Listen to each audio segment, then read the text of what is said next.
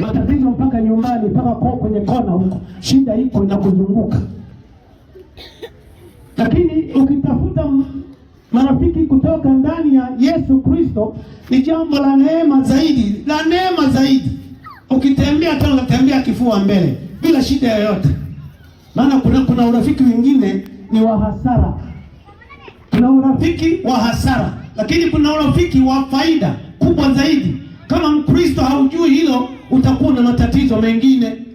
Niwaambia sasa watu wa imani na watu wa pastoreti ya imani, kama unaogopa kupata marafiki ndani ya Yesu Kristo, utawapata marafiki wapi sasa? Maana wa kwanza wako uliyempata ni Yesu Kristo. Ongezea na wengine wale ambao watakutia moyo kazi moja au nyingine, ili kuipeleka kazi ya Mungu iende mbele. Bwana Yesu asifiwe. Nasema haya ni kwa kweli. Bwana Yesu asifiwe. Niseme machache tu kwa jioni ya leo. Maana tangu jana ninasema kama haunisikilizi, kama unielewi, basi utabaki na kutokunielewa. Lakini wale ambao watanielewa watachukua pointi fulani, na hatimaye maisha yao yatabadilika kuanzia siku ya leo na kuendelea. Bwana Yesu asifiwe. Neno letu kuu ambalo ni la mkutano huu ni katika kitabu cha Petro ya kwanza sura ya 2 na ule mstari wa 20 hadi mstari wa 25. Lakini tukazungumza habari neno kuu katika mistari yamezingirwa na mateso mengi, yamezingirwa na misiba mingi. Misiba tu sio kule kufa, misiba wakati mwingine ya kukosa mali, ya kukosa fedha, ya kukosa wakati mwingine kuolewa, ya kukosa wakati mwingine matumaini. Hizo ni mateso au ni misiba inayoweza kumsibu mwanadamu. Lakini tunasema jioni ya kwamba, asubuhi ya kwamba, ni lazima sasa, ili uweze kupata uwezo wa kuondolewa dhambi na mateso katika maisha yako, unahitaji kuamua kufanya mapenzi ya Mungu, maisha mapya katika moyo wako na maisha yako, ili uendelee kumtumikia Mungu. Bwana Yesu asifiwe. Usipofanya maamuzi kwa jioni ya leo, utabaki na mateso hayo, utabaki na shida hiyo, utabaki na kilio hicho kila wakati, kwa sababu hujakubali kuamua kumfuata Yesu Kristo kuwa Bwana na Mwokozi wa maisha yako. Bwana Yesu asifiwe. Mwambie jirani yako, inatakiwa ufanye hivyo. Nielekeshi pole pole, inatakiwa ufanye hivyo. Bwana Yesu asifiwe. Amen. Bwana Yesu asifiwe. Amen. Bwana Yesu asifiwe. Bwana Yesu asifiwe. Usifanye maamuzi ya kuondoka kanisani. Usifanye maamuzi ya kuondoka kwa Yesu Kristo. Ipo raha, ipo nguvu, upo uponyaji, iko neema ambayo inatuzunguka kila wakati, ya kwamba neema hiyo inatuonyesha ya kwamba tuko ndani ya Yesu na tunalindwa na nguvu ya Mungu na utukufu wa Mungu bila shida yoyote. Kwa sababu ya kuamua kumpata Yesu Kristo, utakuwa salama zaidi. Bwana Yesu asifiwe sana. Asante kwa kutia moyo. Kutia moyo. Yani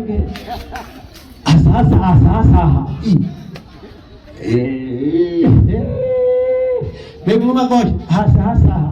Bwana Yesu asifiwe. Bwana Yesu asifiwe. Watu wanaweza wakafahamu mambo mengi zaidi, lakini wasimfahamu Yesu kuwa ni mkombozi. Na Yesu Kristo tangu jana alikufa na leo sasa yuko kaburini, na siku ya kesho tunashangilia kwamba amefufuka, ameshinda kifo na mauti. Mimi na wewe siku moja tutashinda kifo na mauti, maana Yesu anatawala ndani ya maisha yetu. Tukiamua, tukifanya maamuzi mazuri, Bwana Yesu Kristo yuko pamoja nasi, atatuhudumia, atatulinda, atatutia nguvu, na kama kuna majeraha yoyote atakutibu, atakuosha, atakutakasa, atakuinua bila shida yoyote. Kwani una shida gani ukiwa ndani ya Yesu? Hata kama watakucheka, wataona ya kwamba hauna hela, sawa, sina hela, sina ng'ombe, sina vitu, sina nyumba, sina nini, lakini cha msingi zaidi, nina Yesu yule ambaye anaweza kuniingiza mbinguni bila shida yoyote. Bwana Yesu asifiwe sana. Bwana Yesu asifiwe. Amina. Uhuru wa Yesu wa milele. watu ni wataalamu. Tulikuwa tunaimba kwaya hapa, kuna watu wataalamu wanachambua moja baada ya nyingine. Wanachambua, unaona hii haifai. Lakini wote wanamtaja Yesu Kristo kuwa Bwana na Mwokozi wa maisha yao. Shida gani iko mahali pale? Maana wanamtaja yule Baba aliyeziumba mbingu na nchi, anayemiliki dunia yote. Hata wewe unayedharau, anakumiliki, anakumiliki, anakumiliki, anakumiliki. Hakuna shida yoyote. Bwana Yesu asifiwe. Bwana Yesu asifiwe. Mtia moyo. Na mtiri akaya na mtiri hapo baba. Wataalamu hao, lakini hawezekana wakawa ni wataalamu ila ndani yao hawana Yesu. Wanajiona ya kwamba wao ndio wao, na Mungu alisema ya kwamba tufanye mtu kwa mfano wetu na kwa sura yetu, akatawale samaki wa baharini na ndege wa angani na kila kitambaacho juu ya nchi na ndani ya bahari na ndani ya ardhi. Mungu ndiye anayemiliki. Akasema nendeni mkazaane mkaongezeke mkaijaze dunia. Mwanadamu akawekwa na akili yake hiyo. Ndio maana wanarusha roketi kwenda mwezini. Wana uwezo huo, ni uwezo wa Mungu, ni akili tu ile ya kujifunza Mungu aliyekupandikiza tangu siku ile aliyekuumba. Bwana Yesu asifiwe sana. Bwana Yesu asifiwe sana.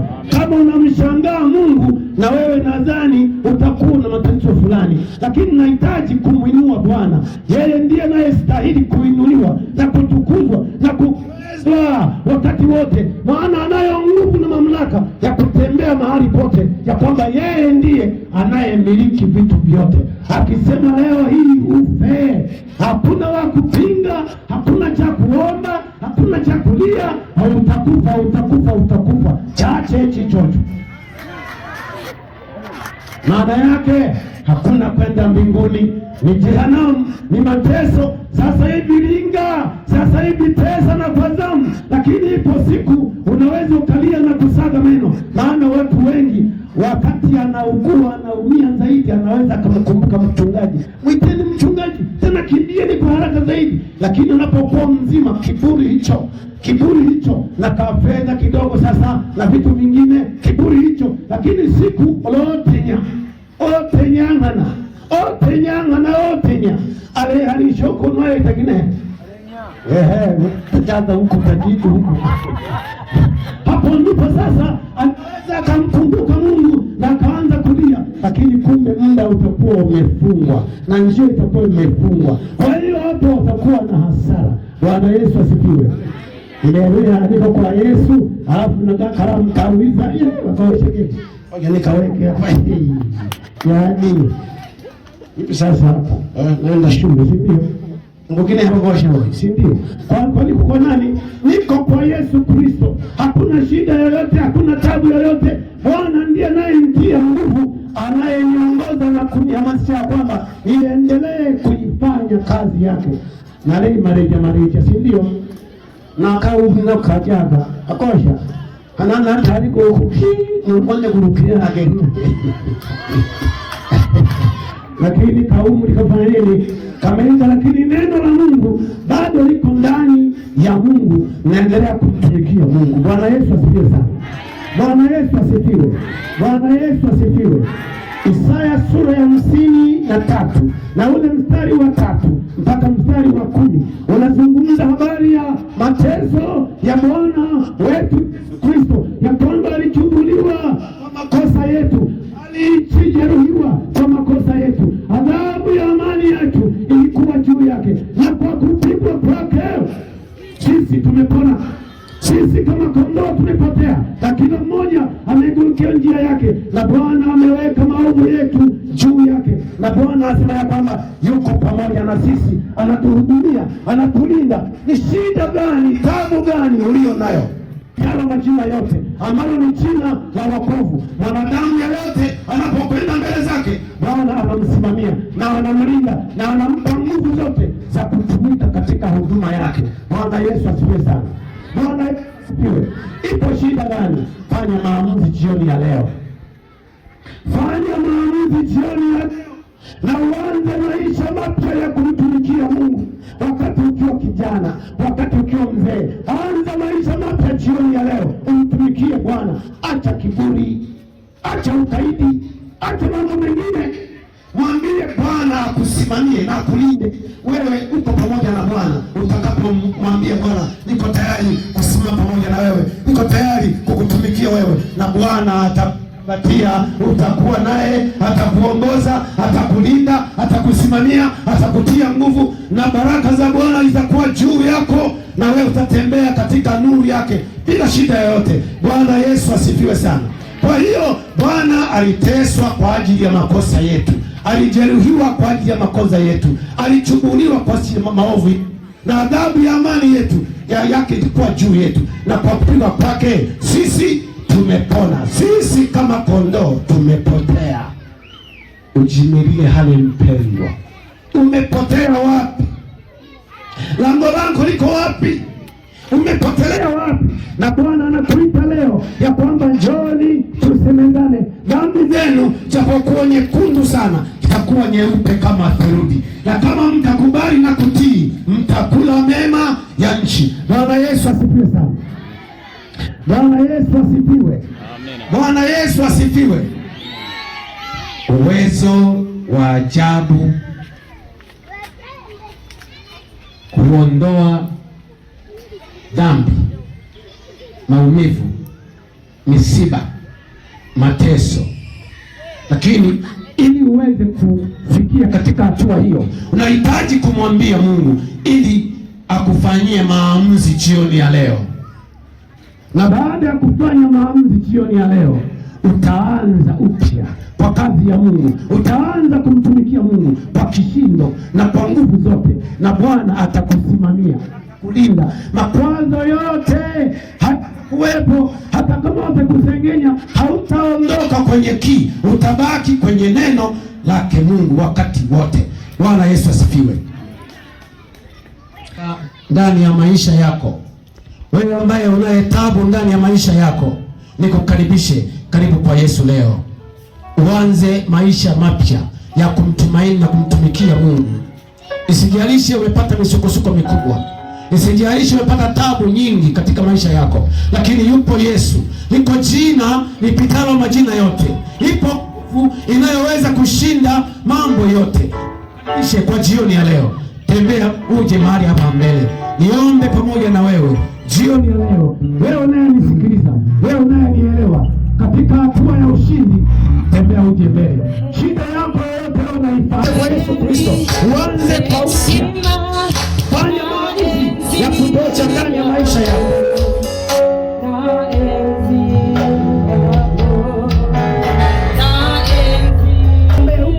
Usimwangalie jirani yako, usimwangalie mtu mwingine, jiangalie nafsi yako. Uko koja mbele za Bwana, unaendaje mbele za Bwana? Kama kuna upungufu fulani, mwambie Bwana akusaidie.